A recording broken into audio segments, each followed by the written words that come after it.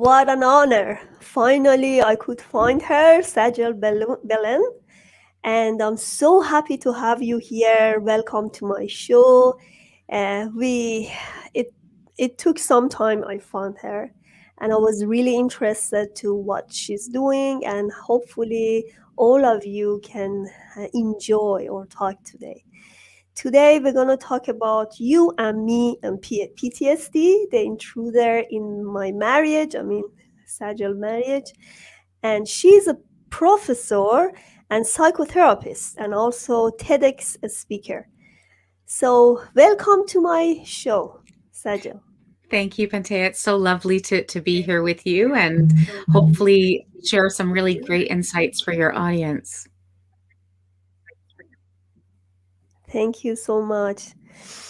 Sajal, tell me about yourself. First of all, I know you have a great story at the back. I already read your bio, but I want you to talk about it with my audience. First, what did you do? I know as a psychotherapist is different when you are um, facing with trauma, because all of us have trauma in our life. There is no exception, everybody. But the way we are um, facing the trauma is different. As a psychotherapist, I really wish you know what you did and what was your story. So I agree with you in that, we are all prone to being exposed to trauma, to feeling trauma, and all of us will experience it differently. And Mhm. what is one person's trauma is not necessarily another's. It's a very subjective experience. Um, and I'm no different, right? Because it's a human thing. So it doesn't matter if you're a psychologist, a psychotherapist, a hockey player, a soccer mom, any of us. It's a human thing. So, what difference did it make? Actually, our journey started with PTSD started before I was a psychotherapist, but I was always somebody who was heavily involved in psychology and had a career path and education based in psychology. So, specifically positive psychology as well. So I feel like I had some resources already and some tools that I could fall back on that were helpful in navigating it. And then once we kind of were going through the PTSD and I was on this journey with my doctorate and everything else, it just was very, very natural that it became sort of at the core of what I do, because now I was marrying all my worlds, my professional life, my personal life, those experience, the expertise, everything. And it's just evolved to have so much more meaning. And, that's where Mind Armor was born. And then SOS after that. So it's really given me a trajectory in my life. So tell me about your own story, especially about the marriage. You say my marriage. So that's why I just want to know what happened to you and why did you become a psychotherapist? So basically, as I said, I was always in the path of mental health. I've always been a mental health practitioner. And my husband is a first responder, he's a firefighter. And, just like any young married couple, went through our challenges, experiencing life. And, years later, as the years kind of went on, I noticed that there was something different. There was a distance starting to come between us. There was a disconnection. I wasn't as happy as I used to be. We weren't gelling together all the time, or not as much as we used to, which was very different for our relationship. And I just noticed that things were kind of just not going in the right direction. And that's sort of where I had to kind of make some decisions as to what did I want to do with this, because now we had evolved, we had a family, I have a career. There's all these different things coming into place, so many compounding factors. And it really came to a head. And that's what my TEDx story is about. So I go into that with greater detail as to what those moments looked like for us as a family, because that's where, again, Mind Armor was born, is that we understood that we didn't want any other families, first responder families especially, to be going through this, because first responders are exposed to far more trauma through their work than the general public. So there's a cumulative trauma. There is greater times of exposure, greater intensity of exposure, less healing time, less recognition as to what's happening, even because it's part of the job, right? And then we forget that they take this home. And then what does home look like? And I can tell you, as a first responder wife, our home operates different than a regular family. The culture is a little bit different. There's different challenges we face. There's different amazing things that we get to do, but it's different. And post-traumatic stress is inevitable. I'm not saying that PTSD is inevitable. I'm saying post-traumatic stress is inevitable for a first responder family, because anyone that is repeatedly exposed to trauma, is going to exhibit some PTS symptoms or reactions, right? Reactions to the stress and the trauma. And if we don't recognize them as the spouse or family, that's where PTSD or PTSI, the post-traumatic stress injury, can start to set in. The post-traumatic stress disorder can set in, because again, it happens over time, generally.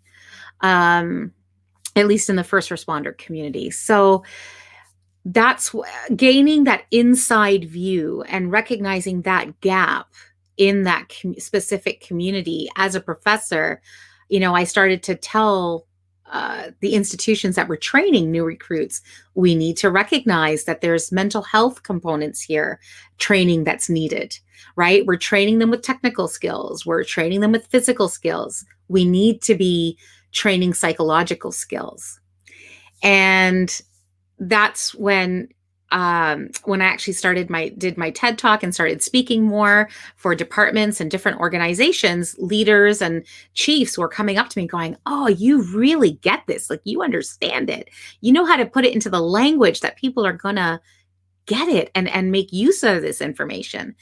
And so that's when they started asking, like, "Can we come to see you one-on-one?" And that's where SOS was born.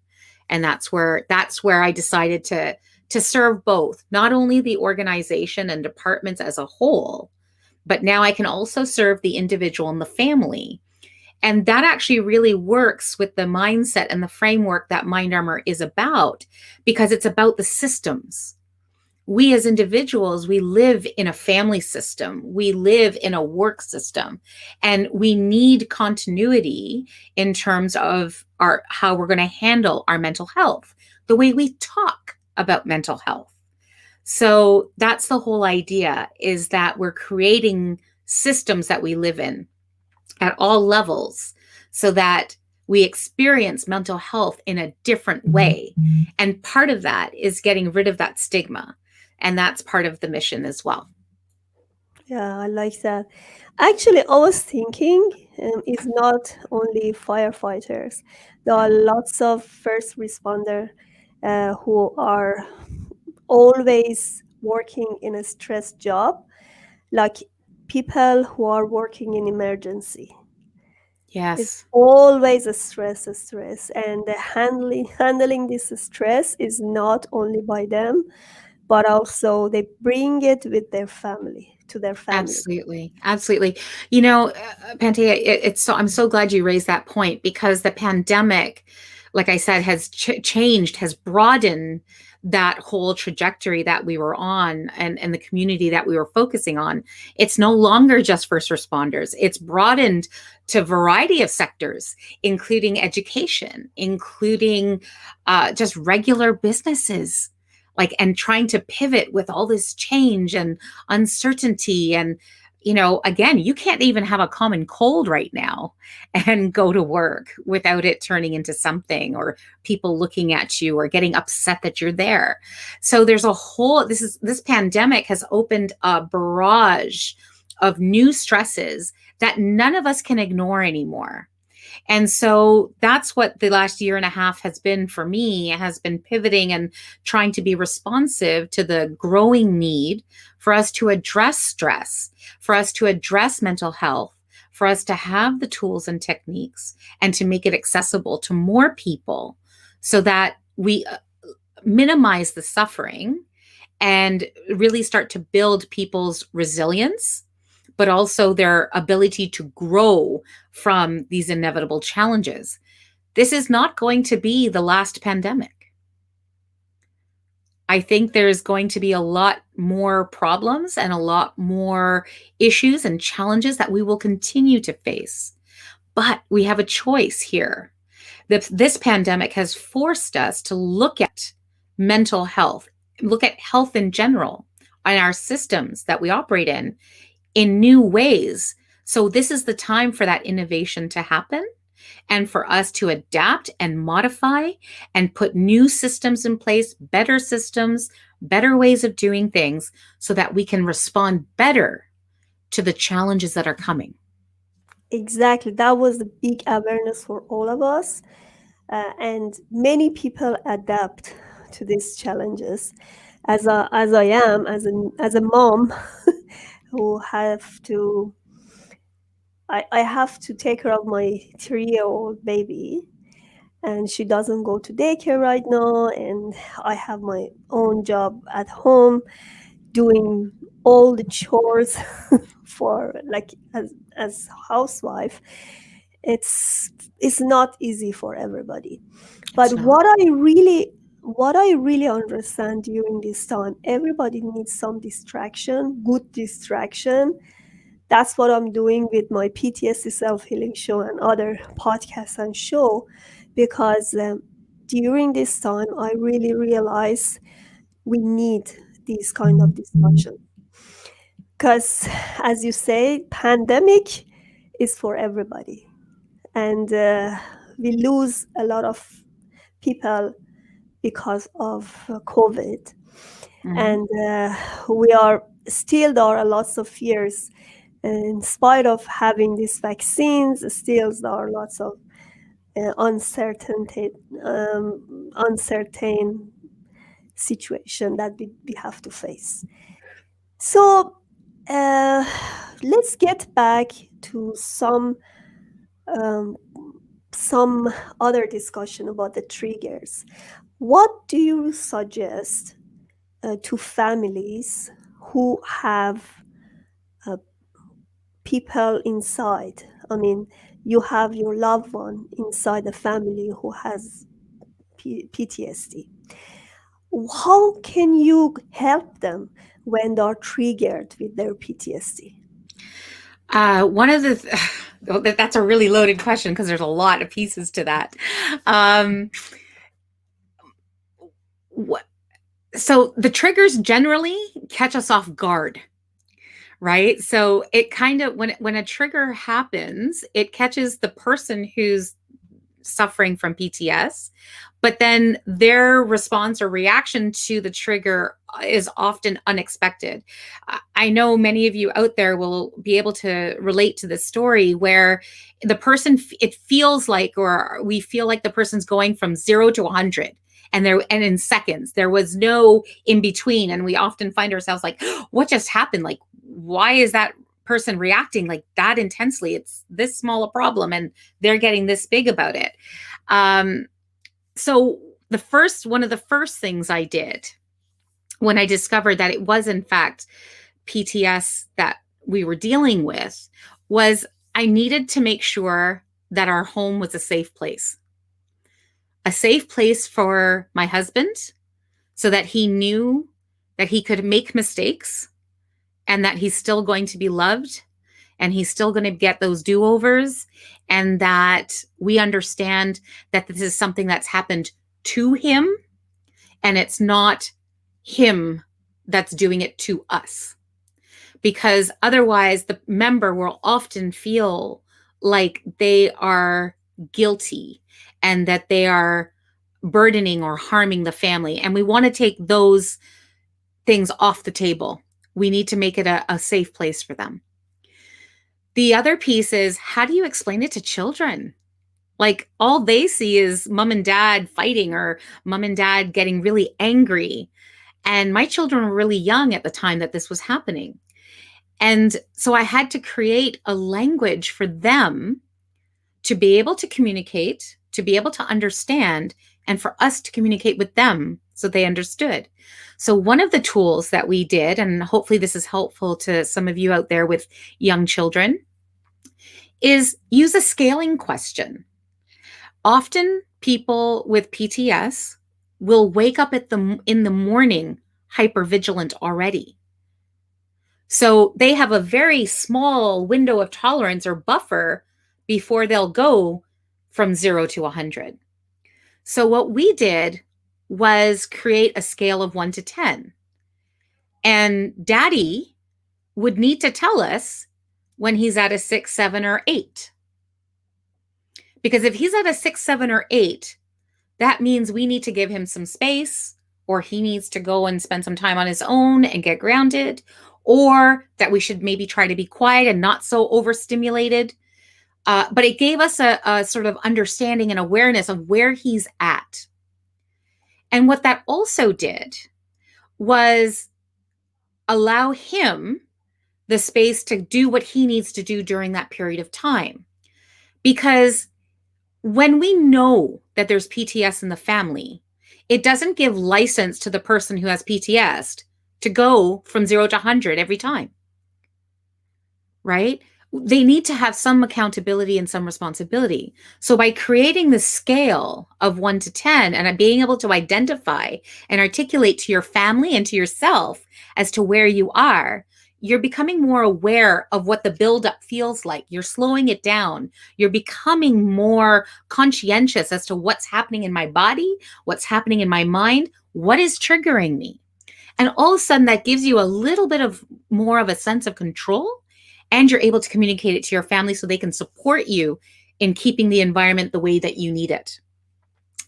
And what happens is it minimizes then the chances of getting to that 9 or 10 where it's going to be explosive, which minimizes the residual effects of guilt and shame and hurt and all the other things that come from when things feel like they're out of control.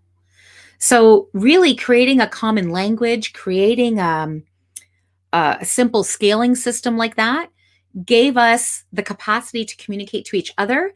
And it also relieved my husband from having to give us a long-winded explanation every time he needed space. Like, here's the thing, make it easy. All he had to say was, I'm at an I 8. like that, especially about men, because they Right? don't want to talk about their problems. Yeah. So don't make it difficult. Like, just make it easy. I'm at an 8, which means go do what you got to do, man. I You like got that. space, right? I like that. And what was really neat was this tool then not only was being used by my husband, but my 6-year-old would be able to come to me and say, I'm at a 7, Mom. And I was like, wow, tell me about that. Right? Or what do you need? All of a sudden, he started to get the vocabulary to be able to talk about his feelings and where he was at. And then it gave us an opportunity to say, well, how can we support you? What do you need? And so now we're in an environment, 6, 7, 8 years later, where my kids are talking about what they're feeling, questioning, letting us know, and vice versa. They know mom and dad are human. I still get upset, and I know what my limits are. And we've just come up with little tools like that, like even positive trigger words. Triggers aren't always negative. We can make positive ones. I love this. I love this. I really wish to continue. We're gonna have few second break and come back again. Please subscribe to Pantea Kalhor Transition channel and order my book Rules of Change for the Better. Tune up your mood and transform your life to reach your biggest dreams.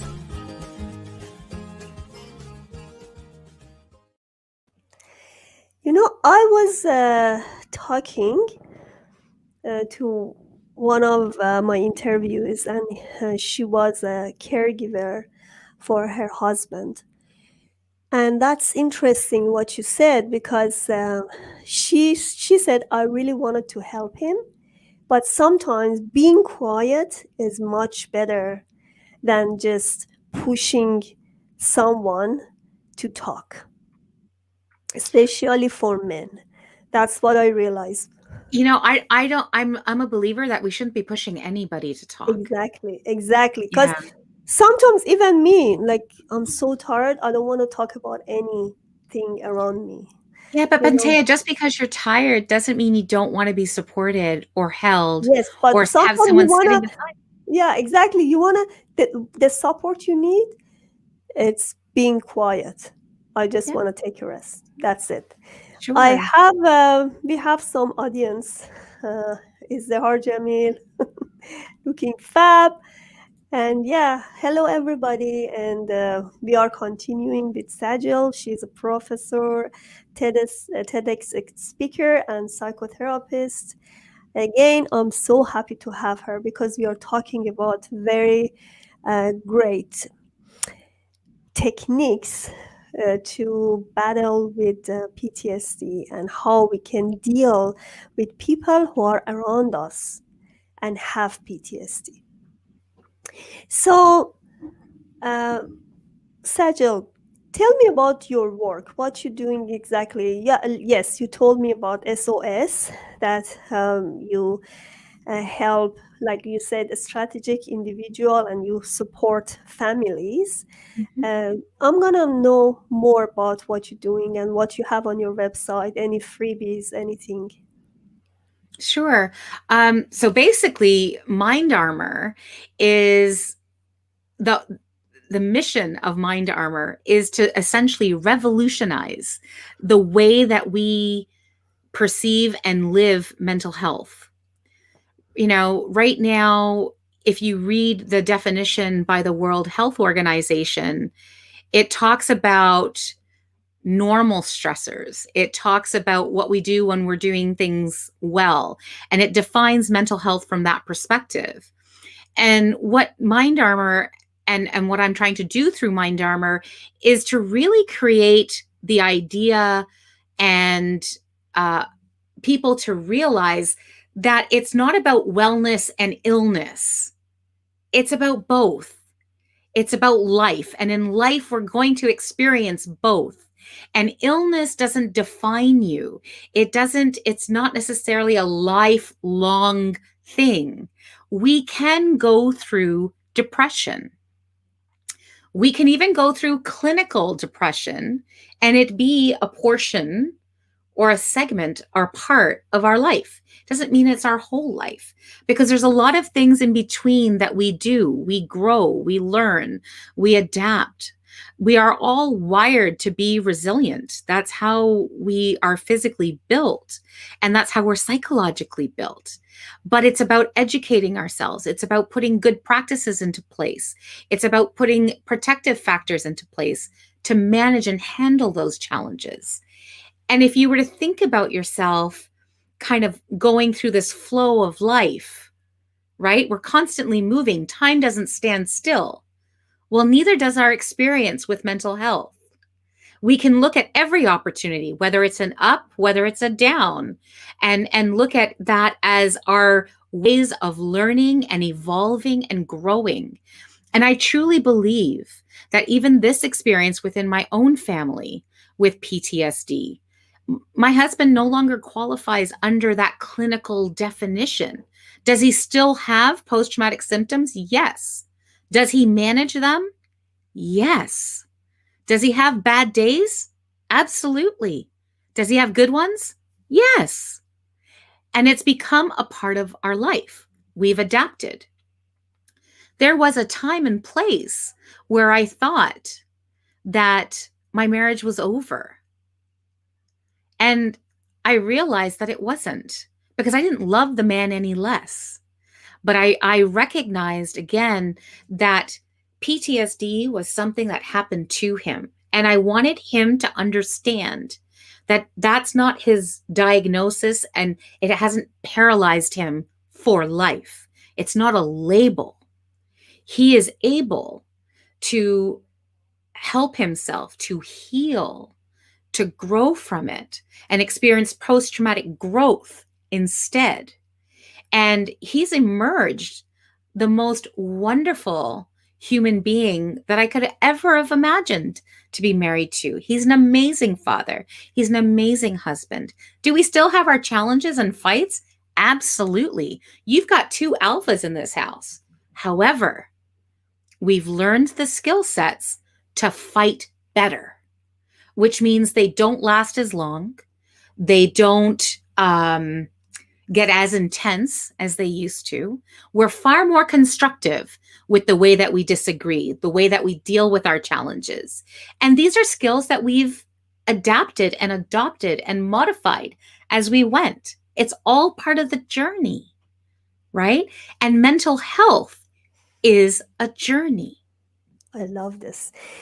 You know, there is nothing perfect in this world. And when you see in movies, oh, everything is perfect, you know, these are movies. In real life, we are human. Sometimes we are not in a good mood, sometimes we are good. So, as a family, because family to me is the most important factor in your life. I mean, that's my highest priority. Whatever, like career or wealth or whatever comes on the category under family.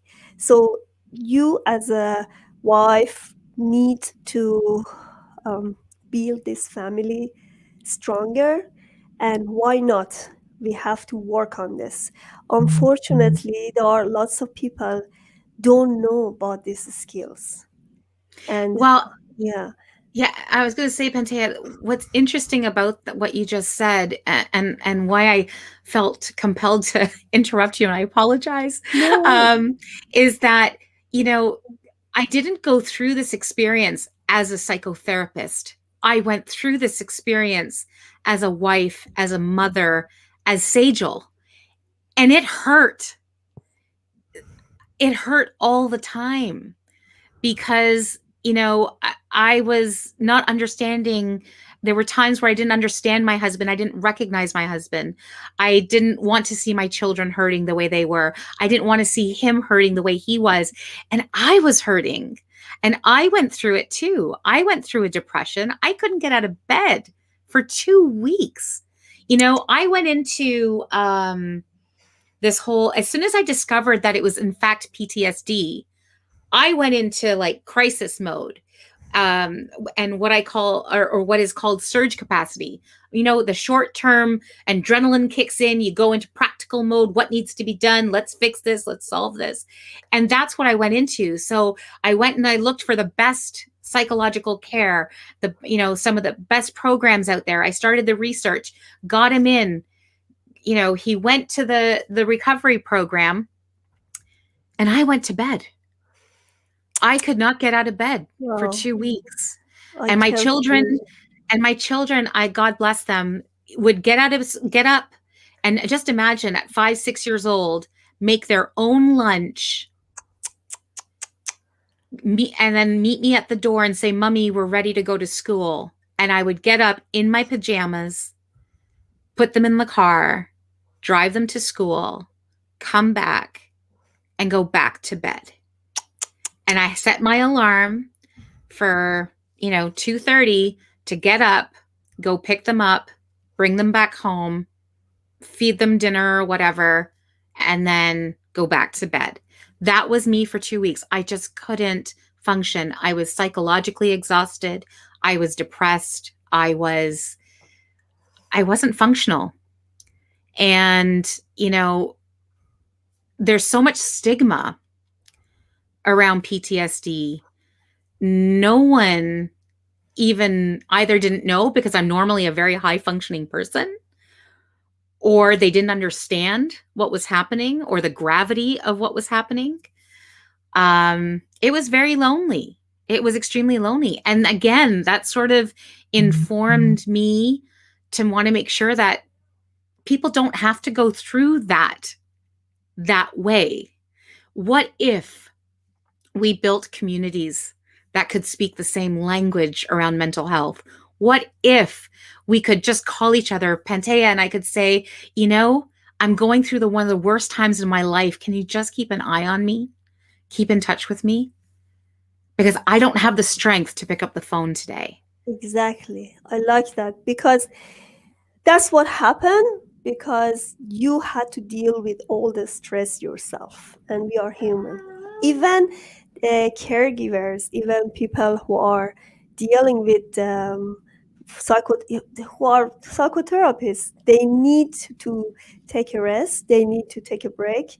I talk to so many of them for my shows, and people who have the same issue like you, like they have people inside dealing with PTSD at home. And daughter, She wants to be on. no, she want to go out. She's Oh, talking. okay. Yeah. Uh, So, and what I heard about that, they said the first step is take care of yourself first. Because yes. if you don't love yourself, if you are, uh, don't take care of yourself, you cannot definitely be a good caregiver for your family. And I'm going to take that a step further. It's Yes, not even just about self-care. It's about self-compassion. I Because see. the voices in my head were like, how come I didn't see it sooner? Why didn't I do something about it? I'm a therapist. I should know. I should have seen it. I could have. And you know what? It's not fair when somebody else says that to me. Oh my gosh, now if somebody says to me, well, Sajel, you're a therapist, you should know. I'm like, hell, I'm a therapist from this time to this time. And right now I'm just me, and I'm allowed to feel what I'm feeling. Right. Yeah. Um, so, And but because you, as a therapist, you are a third person for some people who come to you as a yeah, patient. But you, as a first person who are dealing with this, you can see absolutely. so many things. Like I can see for my clients what's happening to her. But my client, let's say she has a lot of trauma inside. She doesn't have time to think about it. She is very involved with her issues, and she can't discover to there. But it's not even just about the discovery piece. Why can't we allow ourselves to feel it? We talk about emotions like anger, sadness, despair, fear. They're not bad. They all serve a purpose and a function. And what if we allowed ourselves to listen to what it is that they're trying to tell us, what the purpose behind feeling them are? It just changes the whole experience. And self-compassion was the game-changing piece for me, because what it did was it gave me that much room to say, I don't need to have it all figured out. I don't need to be strong. I am sad because my marriage has been hard, and I'm hurt because things have happened and things have been said, and I'm lonely because nobody knows what I'm going through. And allowing myself to feel it, to process it, to understand it, then allowed me to move forward, and move forward in a way where I wasn't resentful and I wasn't angry, because I was allowed to heal. I gave myself that permission to feel it and heal it. And so then I was able to then be there better for my children and for my husband, with a new kind of patience, with a new kind of perspective, and ability to recognize, when do I need space? When do I have the capacity and to respect and listen to my body and my mind and to soothe my spirit when I needed to? Exactly. I like what you mentioned about self-compassion and what you need to process your PTSD. And I'm not saying only PTSD. You need to process where you are, It's because pain. It's about exactly, pain. exactly. Yeah. And you shouldn't deny, No. because we are not superhuman. We are all human. We all have sadness, we have happiness, we have happy and sad moments. That's what I say. Like, because I believe PTSD, I'm a fertility coach as well, so I believe PTSD um, can cause a lot of chronic disease, including fertility. Mhm. So whoever comes to me as a client, I tell her, do you have any mental problem, or do you have any childhood trauma? First of all, they all deny it,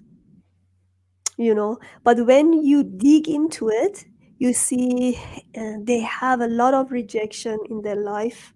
There are some points of their life that they thought they are not loved. They were separated from themselves. They thought that they don't belong to uh, to that place or that environment. So these pieces, when you put them together, they are accumulated, and they create a lot of problem, not only mental problem but physical problem. Well, just think about the way we process emotions. Think about a time, and Pantea, I'm going to ask you, and I'm going to ask the audience. Close your eyes for a second, and think about a time where you were angry, really, really angry. So just take a moment and take yourself there. Close your eyes and just think about it. Think about where you were, what you were angry at, who you were angry at, what you were thinking, and then all of a sudden figure out, where does anger show up in your body? Is your heart starting to race? Are you getting hot? Do you feel it in your stomach?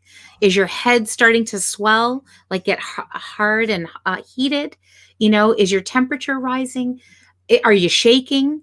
So emotions, although they're psychological, create a physical effect in our Exactly, bodies. exactly, exactly. There is a That relationship. And so that's we can, happened.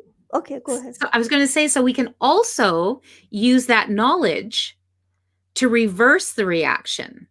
So if Like, you recognize that anger is about your heart picking up the pace and you getting really tense, all of a sudden, if you take, no matter how angry you are, if you breathe, slow your breath down and breathe really slowly and calmly, it doesn't matter how angry you are. Eventually, your body releases and the emotion then starts to shift, because now your body is signaling to your brain, I'm not feeling angry anymore. wow, that was amazing. Right? So the communication works both ways. And this is what I'm talking about. We can build skill sets to manage what we experience and how we feel. You know, Sajal, that was amazing example. I have it in my book as well. I have in PTSD, clinical PTSD, what they do for recovery, it takes time. You get to release mode, right?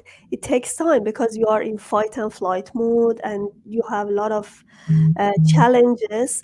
But so you have to be in a safe place, and that's why it takes time to be there. But I talk about it, and I said, if you reverse engineer where the release mode is, and you feel that release mode, so you don't need to go to all way to release mode, so you are there already. That's exactly what you say. Like, when you feel angry, look at the um, behavior that you get from anger. Emotion creates some behavior from the anger, and how you can reverse those behavior when you're angry, affect your anger decreases. So that's a really good example for PTSD. As you said, you are a lots of fast tracking way that you can improve. I'm not saying that you remove it because it takes time, but you can improve and you can find some technique that you feel safer, you feel um, much uh, relieved to confront with triggers. Yeah, absolutely. And for me, when I'm working with clients, what I'm trying to get them to connect with is their emotions. I want you to create a relationship with each emotion, whether it's happiness or whether it's sadness, whether it's anger or whether it's joy. Like it, I want you to experience all of it, get familiar with all of it, get to know them, because when you get to know them, you get to understand them better and then be able to respond versus just reacting. And that's the biggest difference, because when we feel more capable, more competent with dealing with our emotions, we feel like we have more control. And then we're able to deal with the situations and experience them in a different way. Exactly, exactly. We have some comments. They said, "Do you interact with your chat?" I mean, if you have any question, please do, because we have a few seconds. If you have, she's here, and we can talk about your issue, or if you have any question, we are here to answer. So, uh, do you have any recommendation for this pandemic? How can we make it easier for us to What we live? Yeah, honestly, the biggest advice that I've been trying to remind people about, or suggestion actually, is remember to give yourself, as well as those that you live in close quarters to, because we've been living together very closely, if we've been living with our families, is to give each other the permission to be human. Expect that things are going to irritate you. Expect that we're not going to get everything right. And give ourselves the latitude to have those mistakes, to have that frustration or whatever it is. Because when we can become a little bit more patient, a little bit more kind with ourselves, it opens our capacity to be that much more patient and kind with the others around us. So, right now, while we're in close proximity and not being able to go out and get the regular distractions that we normally do, or the outlets that we normally have, is to create as much patience and kindness within the environments that you're in. And it starts with yourself. So, if you do need space, take it, whether it's to go for a walk, whether it's to go upstairs, somewhere to find some space, physical or even psychological. Close your eyes, put on your headphones, listen to something you love. Honestly, sometimes it's just the littlest things we do that make the biggest difference. So, right now, the pandemic is something we're all going through. It's a shared experience. And the best thing we can do is to be kind with ourselves and to kind with others. Have patience when you're out there, whether it's your grocery shopping or just driving in traffic. Let's not be so abrupt, because we don't know what the other person is going through right now, and they don't know what you're going through. So, if exactly. someone, is short with you, be kind back. And if you don't have the reserves to be kind, say and do nothing. Yes, especially this space, for this space, kids really need it because they used to go and play. They used to be out. Right now, they are in front of computer. They are not designed to be in front of computer forever because they have to Yeah. do the homework. That's so difficult. Well, Yeah, I'm 46 years old and I just learned how to play backgammon and my kids taught me. And so we've been trying a lot of new and different things, and they're not big, expensive, significant things. It's playing backgammon and learning Sudoku and doing it together. The other day, I woke up on the weekend and I was just craving to go out, but there's nowhere to go. We're in lockdown. And so I said, never mind. What can we do? We drive-throughs are open. So I told the kids, get dressed. We're going on an adventure. And they said, where, Mom? We can't do anything. And I said, get in the car. We are going to go to every drive-through, any drive-through you want. Everybody just get something you want. And so that was a call to drive-through adventure. And we did.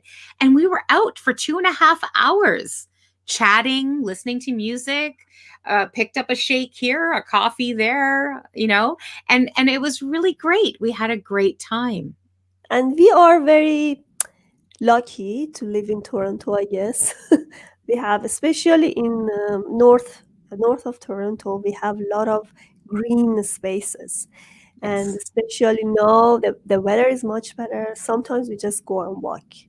And Yes. that's it. That's what do you expect? So, you have to find a way anyway to get the distraction. Even as a family member, everybody needs to have some space. Like what I'm doing right now is a distraction because get I have to get back to houseworks and taking care of my baby, and this is good for me because it gives me a lot of self caring with other people. I have a social life this way, and Hmm. I can build my confidence and my career life. So everybody have to find somehow to interact with others, because the worst thing is when you lose your connection. That's feel lonely. So if you need to connect with your family, connect with your friend, do it, even virtually. It still works. Absolutely. Yeah. Absolutely. Thank you so much. I really enjoyed. That was really exceptional talk, and thank you for all the recommendation about the triggers, how we can manage our PTSD with the loved one in the family. And I really, really wish you a lot of luck for what you're doing, which is great, especially during the pandemic. You're doing a lot of support and help for others. That's amazing. Thank you so much. Thank you.